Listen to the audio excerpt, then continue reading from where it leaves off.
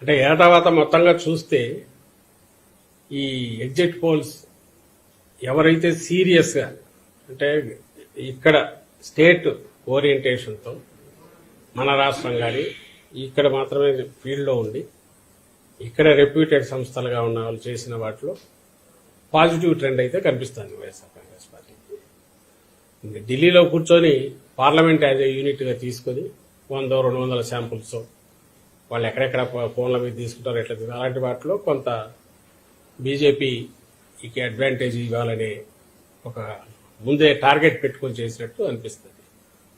So ఏది ఏమైనా ఇంకా 48 అవర్స్ మనకు ఈ టైంకు ఐ థింక్ ఎల్లుండి మొత్తం ఈవీఎంలన్నీ ఓపెన్ అయిపోయింటే రిజల్ట్ కూడా ఆల్మోస్ట్ తెలిసిపోయి ఉంటుంది. పాయింట్ వచ్చి ఇక్కడ ఏదంటే మళ్ళీ ముందు నుంచి మేము చెప్తున్నదే మళ్ళీ చెప్తున్నాం.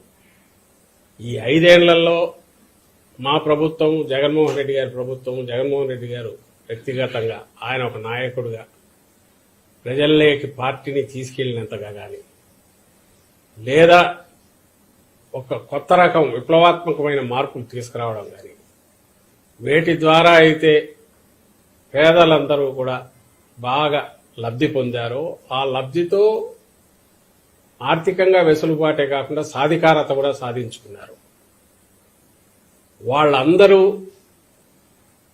ఖచ్చితంగా తమ ఆదరాభిమానాలు జగన్మోహన్ రెడ్డి గారికి మా పార్టీకి చూపించారనేది ప్రస్ఫుటంగా ప్రతి మా ఎలక్షన్ క్యాంపెయిన్లో కానీ లేదా అంతకుముందు గడపకపోయినప్పుడు పార్టీకి వచ్చిన ఆదరణలో కానీ కనపడుతుంది. నిన్న వచ్చిన సర్వేలు కానీ వాటిలో చూస్తే మళ్ళీ మేము ఫీల్ అయ్యేదైతే ఈ సర్వేల్లో ఏదైతే రియల్గా ఫీల్డ్లో జరిగిన వాటికంటే కూడా ఇంకా మరింత మెరుగైన, చాలా మెరుగైన రిజల్ట్స్ ఉండబోతున్నాయి.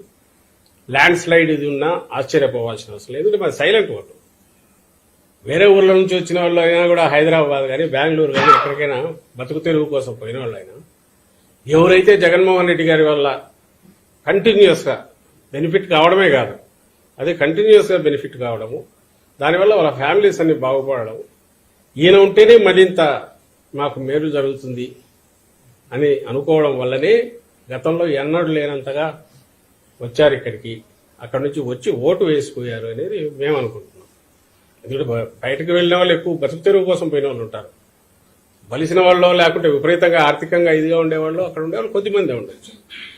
అలాగే మహిళలు, పేద మహిళలు, వాళ్ళంతా వాయిస్ రైజ్ చేసి గట్టిగా అనకపోవచ్చు. వాళ్ళ ఓటు హక్కు ద్వారా, వాళ్ళ ఓటు హక్కు వినియోగించుకోవడం ద్వారా ఆ తీర్పు ఇప్పటికే చెప్పి ఉంటారు. అది ఈవీఎంలో ఉంది కాబట్టి సేమ్ ది రిఫ్లెక్ట్ అవుతుంది రేపు కౌంటింగ్లో అనేది గట్టిగా నమ్ముతున్నాం. ఇంతగా ఎందుకు చెప్తున్నామంటే ఈ ఎగ్జిట్ పోల్స్ పేరుతో కన్ఫ్యూజన్ క్రియేట్ చేయడానికి చేసే ప్రయత్నం కానీ ద్వారా రేపు కౌంటింగ్లో కొంచెం ఏదైనా వాళ్ళకు పై చేసుకోవాలనే ప్రయత్నం చేసే కుట్రలు ఏమైనా పంపుతున్నారేమైనా అనుమానం ఉందని చెప్తున్నాము.